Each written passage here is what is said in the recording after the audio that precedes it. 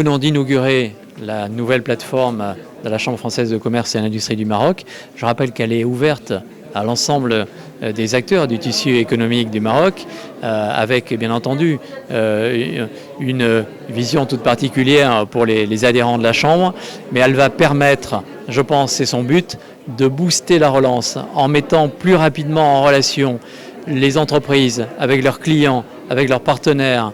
Il y a aujourd'hui une réponse très claire qui est proposée aux attentes des entreprises qui veulent se préparer à des changements d'organisation, se préparer à une diversification de leur activité.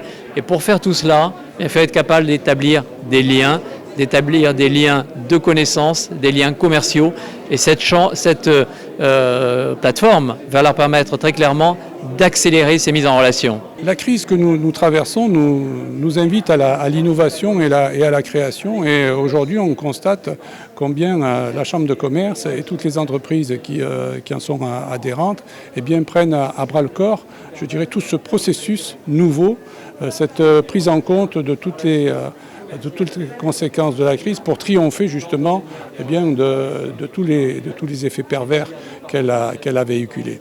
Et cette plateforme est particulièrement intéressante parce qu'elle fait du chef d'entreprise le centre même, l'épicentre même du processus de relance, parce que c'est dans chaque communauté humaine que constitue l'entreprise que finalement on trouvera le ressort créatif pour, je dirais, embrayer sur une nouvelle période qui nous permettra de surmonter toutes ces difficultés, à la fois économiques mais également humaines. L'État a fait ce qu'il fallait faire et maintenant c'est aux entreprises, n'est-ce pas, d'assurer leur motivation, de reprendre leur développement, de prendre des risques économiques et ainsi de suite, à s'assurer le développement. Dans certains secteurs, ça sera plus difficile parce que le retour à la croissance ou bien à l'activité normale va prendre énormément de temps. Et comme on dit en médecine, le pronostic vital est engagé. Vous avez quelqu'un qui est en réanimation, on met de l'argent pour qu'il reste vivant, mais on ne sait pas encore si quand il va se réveiller, il sera en forme. Et là, les aides de l'État qui vont être plus importantes que dans le premier cas, qui vont être des aides directes, doivent être conditionnées par l'engagement des secteurs d'opérer leur transformation. D'abord une transformation sociale en vue de rendre leur secteur plus formel qu'il ne l'a été.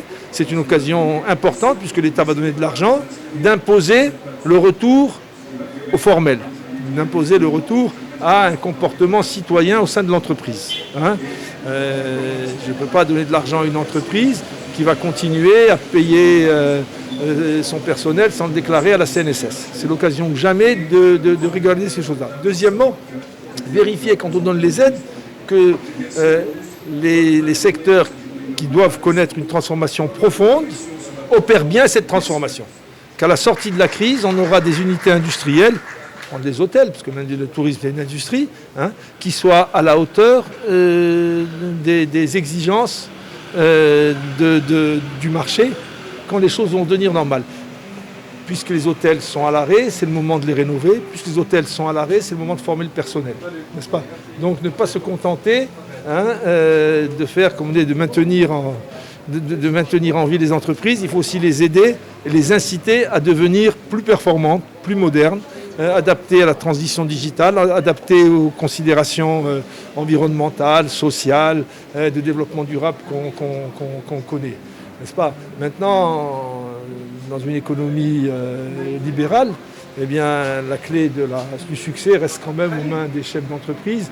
L'État peut faciliter l'environnement, comme je viens de le dire, mais il ne peut pas se substituer à la créativité et à l'efficacité des dirigeants d'entreprise.